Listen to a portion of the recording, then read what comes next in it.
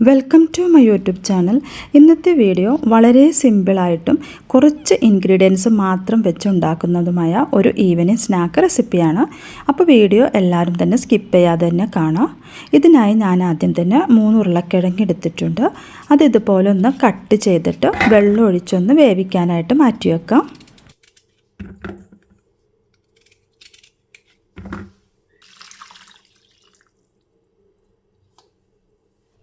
അപ്പോൾ ഇതാ ഉരുളക്കിഴങ്ങ് നല്ലതുപോലെ വെന്ത് വന്നിട്ടുണ്ട്. ഇനി ഇതൊന്ന് ഉടച്ചെടുക്കാം കേട്ടോ.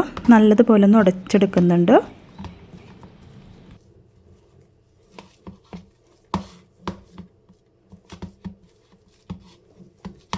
ഉടയാതെ കിടക്കുന്ന പീസസ് ഉണ്ടെങ്കിൽ അത് കൈ വെച്ചൊന്ന് ജസ്റ്റ് ഇങ്ങനെ പ്രസ് ചെയ്തൊന്ന് കൊടുക്കാം കേട്ടോ. അല്ലെങ്കിൽ മിക്സിയിലിട്ടൊന്ന് അടിച്ചെടുത്താലും മതി.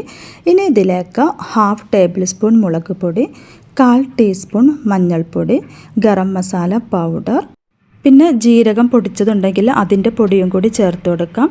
പിന്നെ വേണ്ടത് ഇതിലേക്ക് 1/2 ടേബിൾ സ്പൂൺ മല്ലിപ്പൊടിയും പിന്നെ കുരുമുളക് പൗഡർ, പിന്നെ അതിന് ശേഷം നിങ്ങളുടെ കയ്യിൽ ചാറ്റ് മസാല ഉണ്ടെങ്കിൽ അത് ചേർത്ത് കൊടുക്കാം. ഞാനിവിടെ എല്ലാം ഒരു 1/2 ടീസ്പൂൺ വെച്ചാണ് എടുത്തത്. ഇനിയിപ്പോൾ ആവശ്യത്തിന് ഉപ്പും കൂടി ചേർത്ത് ഇത് നല്ലതുപോലെ ഒന്ന് മിക്സ് ചെയ്തെടുക്കാം.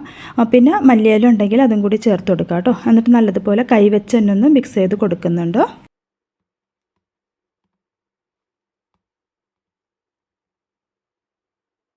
അപ്പോൾ നല്ലതുപോലെ മിക്സ് ചെയ്തതിന് ശേഷം ഇതൊന്ന് മാറ്റി വെക്കാം.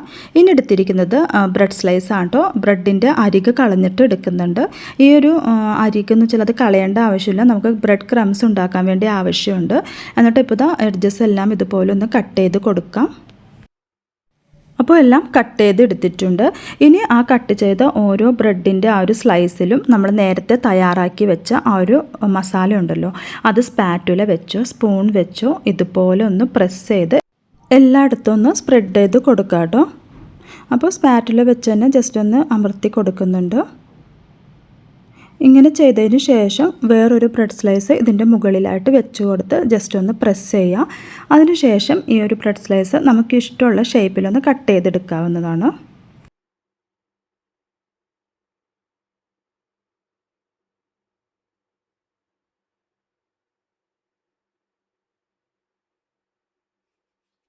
അപ്പോൾ ഞാനിവിടെ ആ ഒരു സ്ലൈസ് തന്നെ 2 ആയിട്ടാണ് കേട്ടോ കട്ട് ചെയ്യുന്നത്.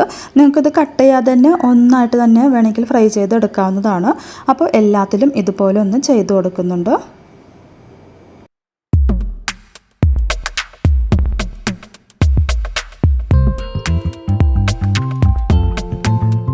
ഇനി ബാക്കി വന്ന ബ്രെഡ് പീസസ് മിക്സിയുടെ ജാറിലിട്ടൊന്ന് അടിച്ച് ബ്രെഡ് ക്രംസ് ആക്കി എടുക്കാം കേട്ടോ. അപ്പോൾ വേറൊരു പാത്രത്തിലേക്ക് ഇത് മാറ്റി കൊടുക്കുന്നുണ്ട്. പിന്നെ ഒരു ബൗളിൽ ഒരു 1/4 കപ്പ് മൈദയും കുറച്ച് വെള്ളവും ഒരു പിഞ്ച് ഉപ്പും കൂടി ചേർത്ത് നല്ലതുപോലെ ഒന്ന് മിക്സ് ചെയ്ത് മാറ്റി വെക്കാം.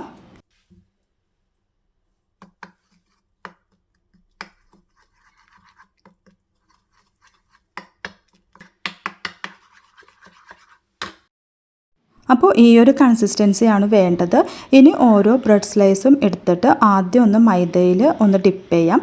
അതിനുശേഷം ബ്രെഡ് ക്രംസിൽ ഒന്ന് കോട്ട് ചെയ്തെടുക്കാം.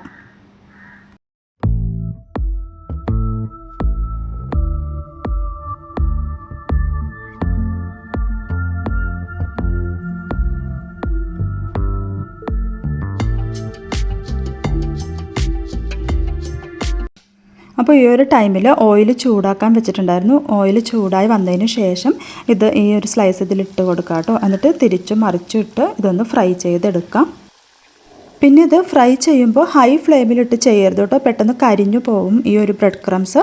അതുകൊണ്ട് തന്നെ മീഡിയം ടു ലോ ഫ്ലെയിമിലിട്ട് വേണം ചെയ്യാൻ വേണ്ടി. പിന്നെ ഒരു വശം മുരിഞ്ഞ് കഴിയുന്നതിന് ശേഷം വേണം ഇത് തിരിച്ചിട്ട് കൊടുക്കാൻ. പിന്നെ 1 മിനിറ്റിന് ശേഷം എണ്ണയിൽ നിന്ന് ഇതെടുത്ത് മാറ്റാം കേട്ടോ. അപ്പോൾ ഇതുപോലെ വേറെ സ്ലൈസും ചെയ്തെടുക്കുന്നുണ്ട്.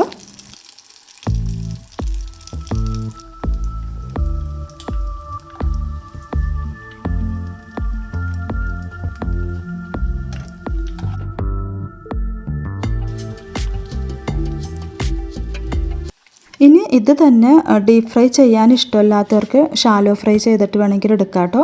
അപ്പോൾ ഞാനിവിടെ അതിനായിട്ടൊരു പാൻ വെച്ചിട്ടുണ്ട്. ഇതിലേക്ക് ബട്ടറാണ് ചേർത്ത് കൊടുത്തത്. പിന്നെ ഈ സ്ലൈസ് വെച്ച് കൊടുക്കാം. 2 മിനിറ്റിന് ശേഷം തിരിച്ചിട്ട് കൊടുക്കാം. തിരിച്ചിട്ടിട്ട് വീണ്ടും ഒന്ന് ടോസ്റ്റ് ചെയ്തെടുക്കാം.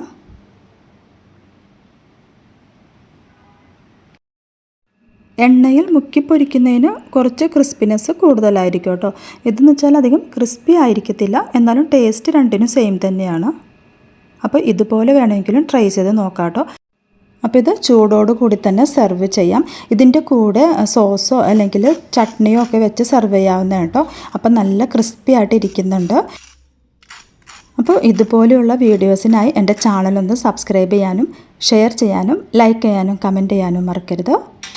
അടുത്ത വീഡിയോയുമായി കാണുന്നത് വരെ ബൈ.